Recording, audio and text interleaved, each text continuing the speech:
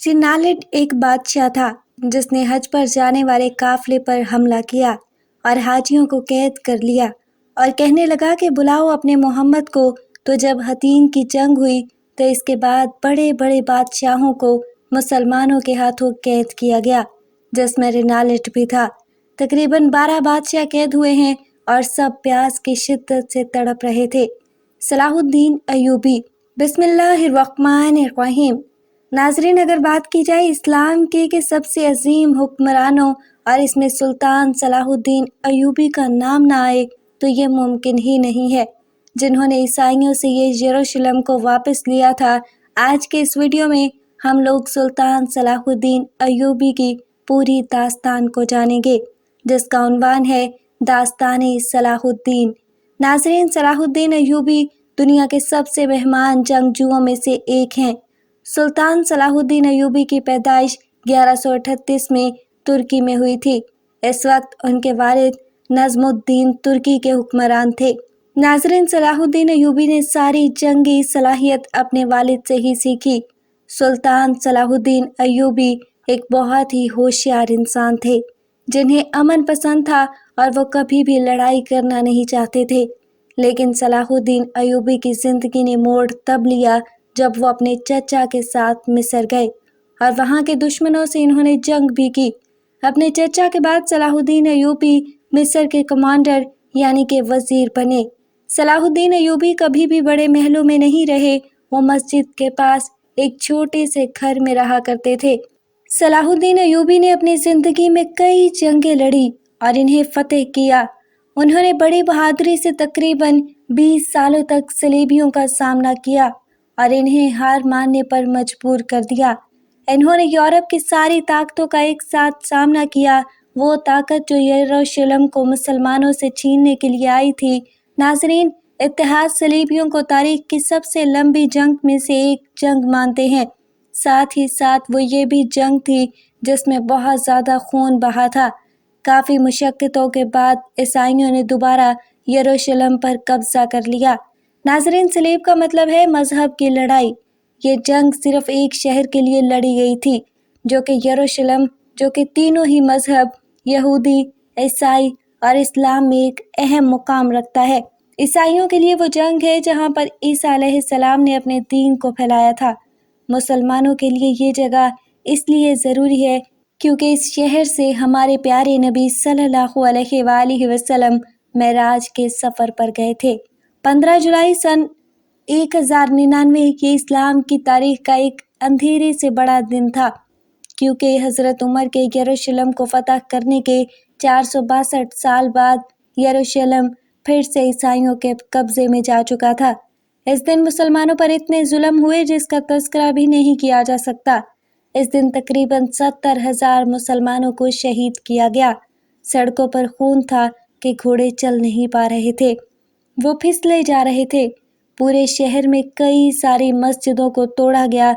मुसलमान ही नहीं, ईसाइयों को भी इससे नुकसान हुआ।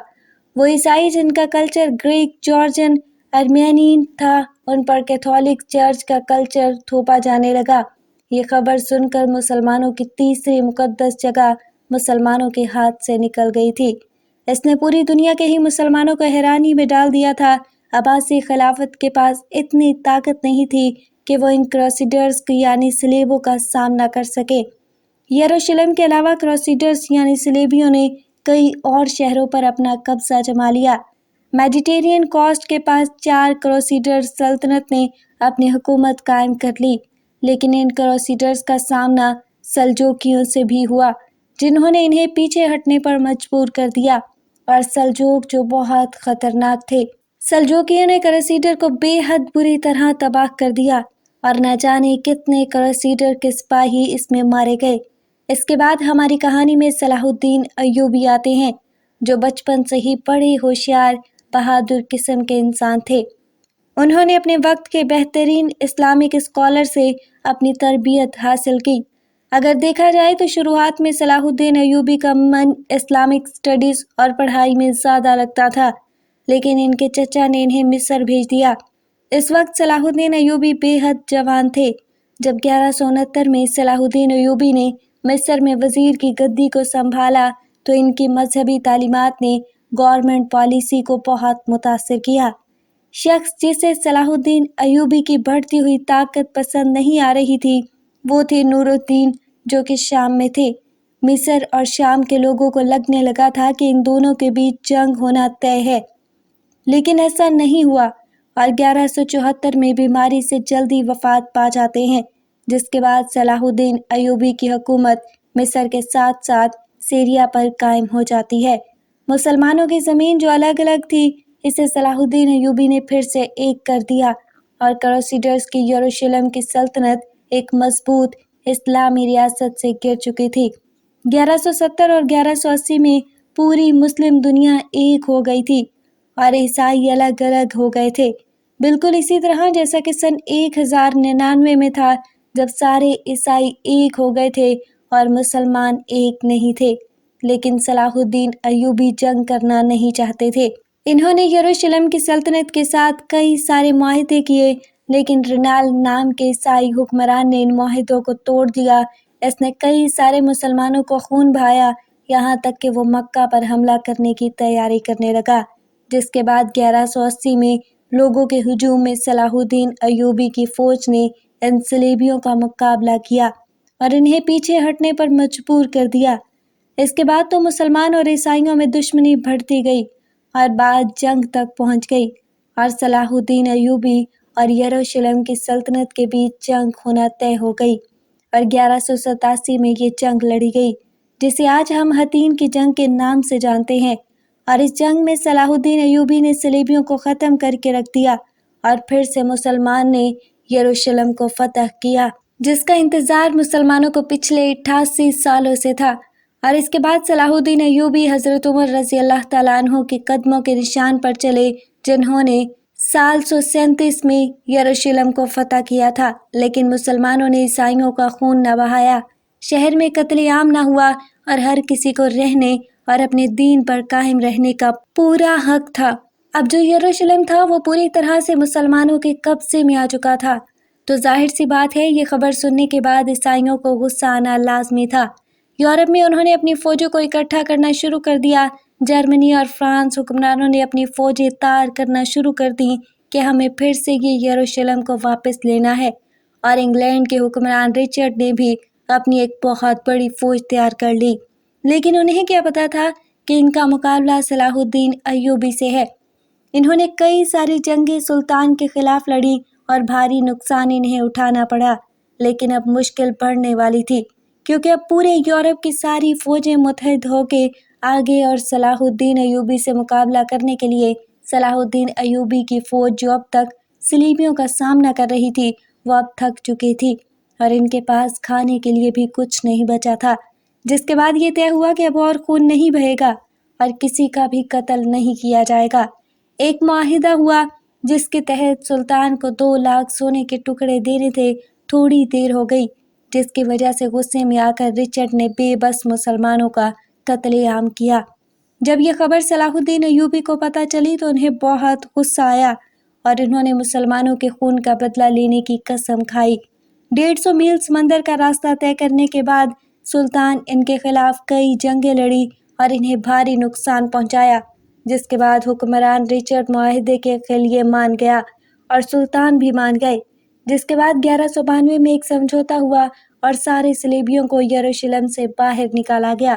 انہی کے لیے مولانا طارق جمیل صاحب نے الفاظ فرمائے کہ جس قوم کی بچیاں ناچ گانے کو اپنا شوق بنا لیں، اس قوم سے ناچنے گانے والے ہی پیدا ہوں گے۔ خالد بن ولید پیدا نہیں ہوں گے، محمد بن قاسم پیدا نہیں ہوں گے، طارق بن زیاد پیدا نہیں ہوں گے، صلاح الدین ایوبی پیدا نہیں ہوں گے، جو اکیلے پورے یورپ کا سامنا کریں۔ آپ کو پتہ ہے اس حطین کی جنگ میں تقریباً 7 سلطنتیں صلاح الدین ایوبی کے خلاف آ گئی تھی۔ پورا یورپ ایک طرف تھا، پورا یورپ ان کے خلاف تھا اور ادھر تنہا صلاح الدین ایوبی تھے۔ اس کے باوجود انہوں نے یورپ کو شکست دی۔ رینالٹ ایک بادشاہ تھا جس نے حج پر جانے والے قافلے پر حملہ کیا اور حاجیوں کو قید کر لیا اور کہنے لگا بلاؤ اپنے محمد کو۔ تو جب حطین کی جنگ ہوئی تو اس کے بڑے بڑے بادشاہوں کو مسلمانوں کے ہاتھوں قید کیا گیا، جس میں رینالٹ بھی تھا۔ تقریباً 12 بادشاہ قید ہوئے اور سب پیاس کی شدت سے تڑپ رہے تھے۔ صلاح الدین ایوبی نے سب کو پانی پلایا، رینالڈ کو نہیں پلایا۔ تو ان میں سے جو حکمران تھا اس نے اپنے میں سے تھوڑا سا پانی بچا کر رینالڈ کو دے دیا۔ تو صلاح الدین ایوبی نے کہا کہ یہ پانی تم پلا رہے ہو، میں نہیں پلا رہا ہوں، کیونکہ اسلام میں جب آپ پانی پلاتے ہیں تو یہ امن کی نشانی ہوتی ہے۔ رینالڈ کو اسلام کی دعوت دی گئی لیکن اس نے انکار کر دیا۔ تو صلاح الدین ایوبی نے کہا کہ میں نے قسم کھائی تھی جب تم نے حاجیوں کے قافلے پر حملہ کیا تھا اور کہا تھا کہ بلاؤ اپنے محمد کو، تو میں نے قسم کھائی تھی کہ اگر اللہ نے مجھے موقع دیا تو میں اپنے ہاتھوں سے تیری گردن کو اڑاؤں گا۔ آج محمد کا یہ ادنا غلام تیری گردن اڑانے جا رہا ہے، اور صلاح الدین ایوبی نے اس کی گردن اڑا دی۔ تو باقی کے جو بادشاہ تھے کپ کپانے لگے۔ تو صلاح الدین ایوبی نے کہا کہ یہ ہمارے اسلام میں نہیں ہے، ہمارے اسلام میں بادشاہوں کے ساتھ بادشاہوں والا سلوک ہی کیا جاتا ہے، لیکن یہ اپنی حد سے آگے بڑھ گیا تھا۔ اور یہ الفاظ ہیں صلاح الدین ایوبی کے کہ اگر تمہیں کسی قوم کو بنا جنگ کے برباد کرنا ہے تو اس قوم کے نوجوانوں میں عیاشی کو عام کر دو، اور وہ قوم بنا جنگ کے ہی برباد ہو جائے گی۔ آپ دھیان دیجئے، جب تک مسلمانوں نے دین کے راستے پر حکومت کی ہے تب تک شان سے حکومت کی ہے، لیکن پھر اس کے بعد مسلمان عیاشیوں میں ڈوب گئے۔ اللہ نے عربوں کو حکومت کرنے کی طاقت دی کیونکہ رسول صلی اللہ علیہ وآلہ وسلم ان میں سے ایک تھے، لیکن پھر عربی عیاشیوں میں ڈوب گئے اور خود کی طاقت کو ختم کر بیٹھے۔ اس وقت بھی یروشلم عربوں کے ہاتھ سے نکلا تھا، اب عربوں میں اتنی طاقت نہیں بچی تھی کہ وہ پھر سے یروشلم واپس لے سکیں، لیکن سلطان صلاح الدین ایوبی نے واپس لا کر دیا، اور پھر ان کے بعد قیادت ترکوں کے ہاتھ میں آئی۔ سلطان صلاح الدین ایوبی کہنے کو تو سلطان تھے، لیکن انہوں نے اپنی زندگی کیسے گزاری یہ سب جانتے ہیں۔ بڑی سختیاں دیکھیں، انہوں نے اپنی زندگی میں بڑی بڑی جنگیں لڑیں، اور آج پھر یروشلم صلاح الدین ایوبی کا منتظر ہے۔ سلطان صلاح الدین ایوبی کے بہادری کا اندازہ اس بات سے لگا سکتے ہیں کہ حطین کی جنگ میں تقریباً 8 سلطنتیں اکیلے ایک ساتھ آئی تھی، اور ادھر سلطان صلاح الدین ایوبی نے ان سب کو شکست دی، اور اتنے رحم دل تھے کہ انہوں نے سب کو چھوڑ دیا۔ کوئی بھی آ کر یروشلم میں عبادت کر سکتا ہے، کوئی بھی آ کر رہ سکتا ہے، اور یہ سلطان صلاح الدین ایوبی کی رحم دلی تھی۔ اللہ پاک ہمیں بہتر عمل کرنے کی توفیق عطا فرمائے اور ہمیں نیکوکاروں میں شامل کرے، آمین ثم آمین۔ ناظرین، کمنٹ باکس میں اللہ تعالیٰ کے 99 ناموں میں سے ایک نام ضرور ٹائپ کریں۔